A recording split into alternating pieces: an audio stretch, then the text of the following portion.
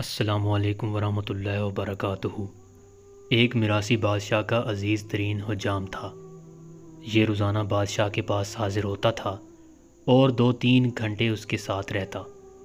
اس دوران بادشاہ سلطنت کے امور بھی سر انجام دیتا رہتا تھا اور حجامت اور شیو بھی کرواتا رہتا تھا۔ ایک دن نئی نے بادشاہ سے عرض کیا، حضور، میں وزیر کے مقابلے میں آپ سے زیادہ قریب ہوں، میں آپ کا وفادار بھی ہوں، آپ اس کی جگہ مجھے وزیر کیوں نہیں بنا دیتے؟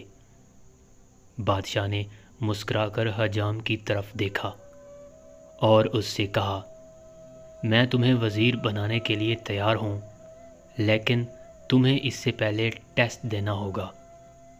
نائی نے سینے پر ہاتھ باندھ کر کہا، آپ حکم کیجیے۔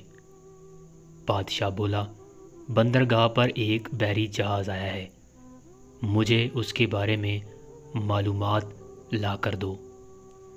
نائی بھاگ کر بندرگاہ پر گیا اور واپس آ کر بولا، جی جہاز وہاں کھڑا ہے۔ بادشاہ نے پوچھا، یہ جہاز کب آیا؟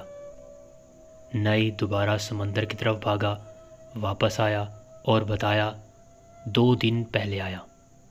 بادشاہ نے کہا، یہ بتاؤ یہ جہاز کہاں سے آیا؟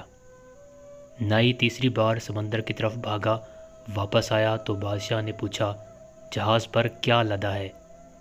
نائی چوتھی بار سمندر کی طرف بھاگا۔ قصہ مختصر، نائی شام تک سمندر اور محل کے چکر لگا لگا کر تھک گیا۔ اس کے بعد بادشاہ نے وزیر کو بلوایا اور اس سے پوچھا، کیا سمندر پر کوئی جہاز کھڑا ہے؟ وزیر نے ہاتھ باندھ کر عرض کیا، جناب، 2 دن پہلے ایک تجارتی جہاز اٹلی سے ہماری بندرگاہ پر آیا تھا، اس میں جانور خوراک اور کپڑا لدا ہے، اس کے کپتان کا نام یہ ہے، یہ 6 ماہ میں یہاں پہنچا، یہ 4 دن مزید یہاں ٹھہرے گا، یہاں سے ایران جائے گا اور وہاں 1 ماہ رکے گا، اور اس میں 209 لوگ سوار ہیں، اور میرا مشورہ ہے ہمیں بحری جہازوں پر ٹیکس بڑھا دینا چاہیے۔ بادشاہ نے یہ سن کر حجام کی طرف دیکھا۔ حجام نے چپ چاپ اسرا اٹھایا اور عرض کیا، کلمہ چھوٹیاں رکھاں کے وڈیاں۔